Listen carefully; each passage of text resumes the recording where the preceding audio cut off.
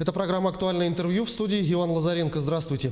Противодействие экстремизму остается сегодня одной из наиболее актуальных во всем мировом пространстве, да и в России в частности, тем, насколько характерна она для Якутии, в чем выражаются экстремистские проявления, как не пострадать от них и как не стать их вольным или невольным участником.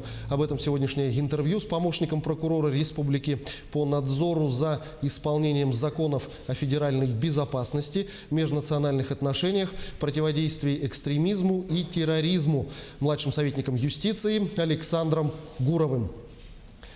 Александр Сергеевич, здравствуйте. Здравствуйте. Ну, расскажите, что же все-таки такое экстремизм и в чем он выражается? В соответствии с федеральным законом о противодействии экстремистской деятельности, в частности, к таковой можно отнести возбуждение социальной, расовой, национальной, религиозной розни, пропаганда исключительности, превосходства или неполноценности человека по социальной, расовой, национальной, религиозной, языковой принадлежности, а также отношение человека к религии. Кроме того, нарушение прав, свобод и законных интересов человека по указанным мотивам также относится к экстремистской деятельности. Совершение преступлений по мотивам идеологической, политической, расовой, национальной, религиозной ненависти также относятся к экстремистской деятельности. Насильственные изменения основ конституционного строя и территориальной целостности Российской Федерации отнесено законодателем к экстремистской деятельности. Публичное оправдание терроризма и иной террористической деятельности.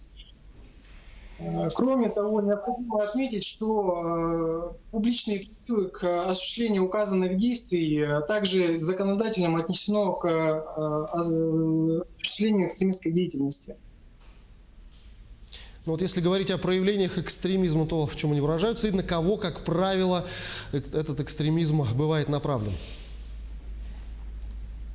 Экстремистская деятельность проявляется в отношении совершенно различных субъектов. К таковым, например, можно отнести властные структуры конкретных политиков и их объединений, религиозные организации и их деятелей, представителей наций, народности.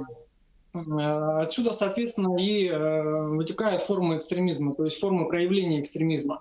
Но, как правило, проявление экстремизма в указанных формах, оно не осуществляется в чистом виде. То есть там, где масса населения вовлекается в совершение определенных действий, где нарушается общественный порядок, затрагиваются интересы многих людей, создается угроза жизни и здоровью людей. Там вопросы политики, как правило, они тесно переплетаются с национализмом, с религией. И при этом важно иметь в виду, что какими бы мотивами не руководствовались экстремисты, их главная и основная цель — это дестабилизация социального и этнополитического положения, создание как можно более конфликтных ситуаций по указанным мотивам. Ну, если говорить о ситуации в Якутии, то как у нас обстоят дела с этим нехорошим явлением?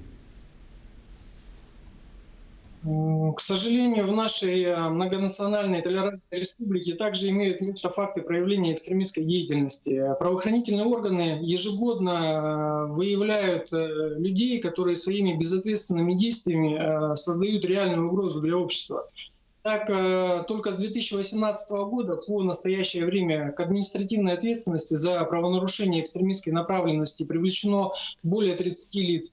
Возбуждено 10 уголовных дел, и 6 лиц осуждены к различным видам и срокам наказания. А какие меры обычно предпринимаются для борьбы с проявлениями экстремизма? Правоохранительными органами реализуется комплекс мер, направленных на выявление экстремистских настроений, проведение профилактических мероприятий в молодежной среде, на постоянной основе осуществляется мониторинг средств массовой информации и сети интернет на предмет выявления публикаций, которые содержат в себе признаки экстремизма. В последующем лица, которые осуществляли экстремистскую деятельность, были в этом увлечены правоохранительными органами. Они, соответственно, несут уголовную, административную и гражданско-правовую ответственность. Скажите, а вот за что, например, привлекают к административной ответственности граждан?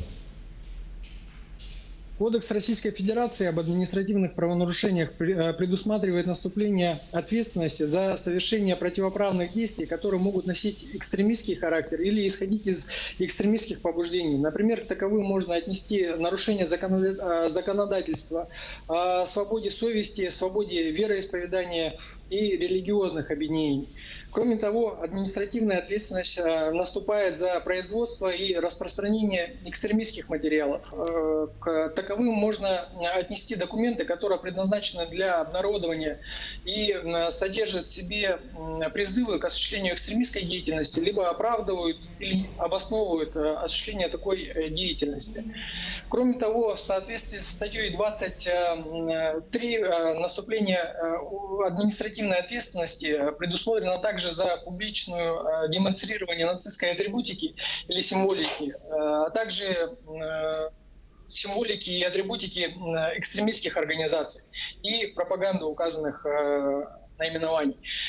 В соответствии с статьей 23.1 Кодекса об административных правонарушениях предусмотрено наступление административной ответственности за совершение действий, направленных на унижение достоинства человека по признакам пола, расы, национальности, языка, либо отношения к какой-либо социальной группе, а также направленных на возбуждение ненависти или вражды по указанным признакам.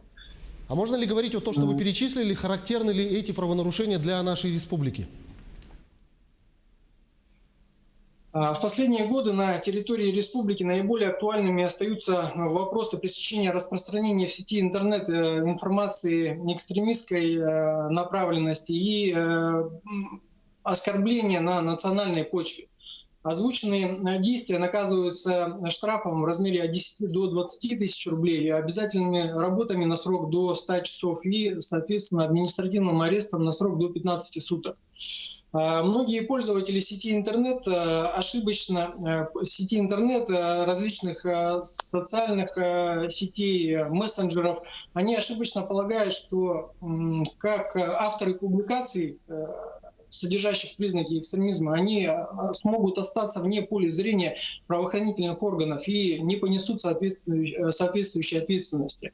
Но практика свидетельствует об обратном. Так, только с 2019 года 13 жителей республики были привлечены к административной ответственности за унижение человеческого достоинства по признакам национальности. И всем им назначены штрафы в размере от 10 до 20 тысяч рублей. Ну а если говорить об ответственности уголовной, то за какие еще действия в данной сфере виновники несут именно уголовную ответственность? Если возвращаться все-таки к административной ответственности, как я ранее говорил, по статье 20.3.1 предусмотрена ответственность за унижение достоинства человека по признаку пола, расы, национальности, либо отношения к религии, то совершение повторных действий по указанным признакам влечет уже уголовную ответственность по статье 282 Уголовного кодекса России, предусматривает наказание до 5 лет лишения свободы. У нас на территории республики после привлечения лиц к административной ответственности по статье 23.1 фактов повторного совершения указанных действий выявлено не было, что говорит о том, что фактически лица после привлечения к административной ответственности делают для себя должные выводы и в последующем уже подобных правонарушений не совершают. Также уголовная ответственность наступает по статье 280 Уголовного кодекса России в случае публичных призывов, в том числе совершенных в сети интернет, к осуществлению экстремистской деятельности. Согласно статье 280 прим. 1 Уголовного кодекса Российской Федерации, наступление уголовной ответственности предусмотрено за публичные призывы к осуществлению действий, направленных на нарушение территориальной целостности Российской Федерации. К примеру, в 2020 году житель республики был осужден за совершение указанных действий к 120 часам обязательных работ и с назначением дополнительного наказания в виде лишения права заниматься деятельностью, связанной с администрированием сайтов сети интернет. Кроме того, Уголовным кодексом Российской Федерации предусмотрено назначение более строгого наказания в случаях совершения преступлений по мотивам политическим, идеологическим, расовым, национальным, либо по религиозным. Александр Сергеевич, я благодарю вас за беседу. Спасибо, что ответили на наши вопросы. Всего вам доброго. Вам спасибо. До свидания.